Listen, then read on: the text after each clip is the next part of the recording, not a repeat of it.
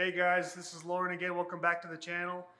Today, in spite of what's happening around the globe with the coronavirus, we're going to be talking about freezers. We have a high demand right now here at Appliance Factory with people asking about freezers, and we just want to give you a little bit of buying guide, some pros versus cons on upright freezers versus chest freezers. Unfortunately, with the demand of everything that's going on, I only have an upright on display. We sold most of our chest freezers already. But I know that there's still a lot more out there. We have a lot more coming in. So we're going to dive right into the uprights first and let you kind of know what's going on. All right, guys, and for uprights, the main benefit of having an upright freezer is accessibility. With uprights, you kind of have a little bit more room for storage, or not storage, but being able to organize things. You have the indoor storage options. You have a lot of shelves. You can kind of separate things out a little bit easier. So it's very accessible. You're able to get down to things. You can divide things up a little bit better, whereas chest, you're kind of fumbling through them. The cons of having an upright freezer is, one is there's less usable space per cubic feet. If you can imagine a chest freezer laying down, and I'll demonstrate this in another video here or here in a second. When it's laying down, you're stacking food on top of each other on a chest freezer. With an upright freezer, most likely you're not going to be able to use all this space. So if you have something taller, you're still going to have all this dead space right there that you're not going to be able to use. So that's one thing. Also, your uprights, the manual defrost, they take a little bit more time to do your manual defrost. You have more of a risk of having food burn. So if you have a lot of meat, or freezer burn, I should say. So if you have a lot of meat, chest freezer is going to be a better option for you. Also, just floor space. Uprights, this is a pro. Uprights use less floor space. So if you're laying this out, if you have a tight spot where you want it, these are a little bit more vertical than a chest freezer is. So this has a little bit more, if you have limited floor space, this is a little bit better option for you. With that being said, guys, let's move on to a chest freezer. All right, guys, since I don't have a chest freezer, I just put this one on its side. You technically don't want to do this, and we're going to put this upright after the fact. But this is a chest freezer. This is roughly 14 cubic feet. In the last video, this is the same exact freezer. I just put this on its side. So looking at this, I'm going to open this up and hopefully nothing falls.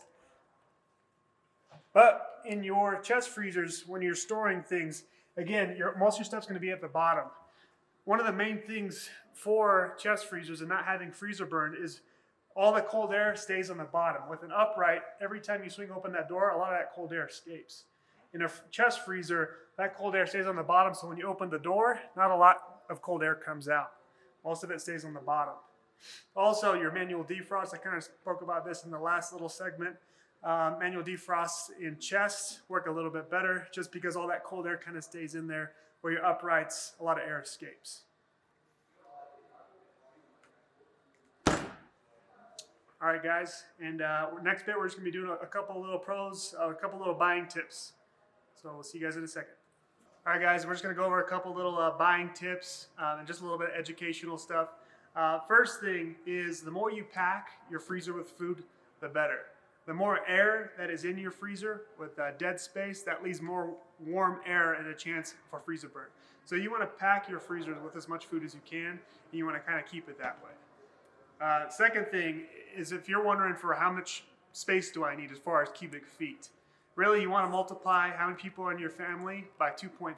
So if you have 2 people in your family, a 5 cubic foot chest freezer or upright freezer will be fine for you.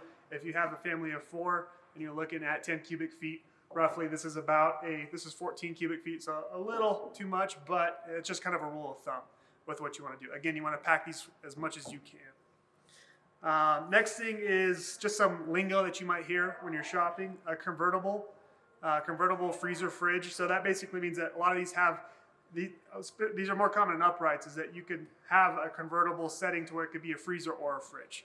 Those usually cost a little bit more money, but the convertible ones are nice if you want the option to switch it to a refrigerator. Next thing is frost-free. A lot of people talk about it.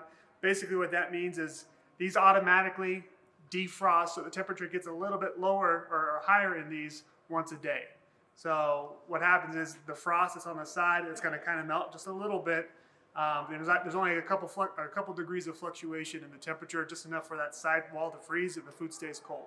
So manual defrost freezers, you have to open them up, take all the food out. It's a pain. Most of your freezers that you're going to see now are going to be frost-free. Next little feature, the temperature alarm.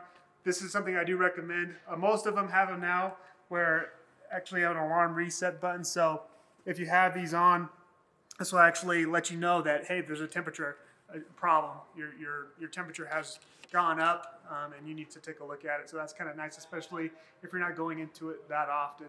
It kind of gives you a warning.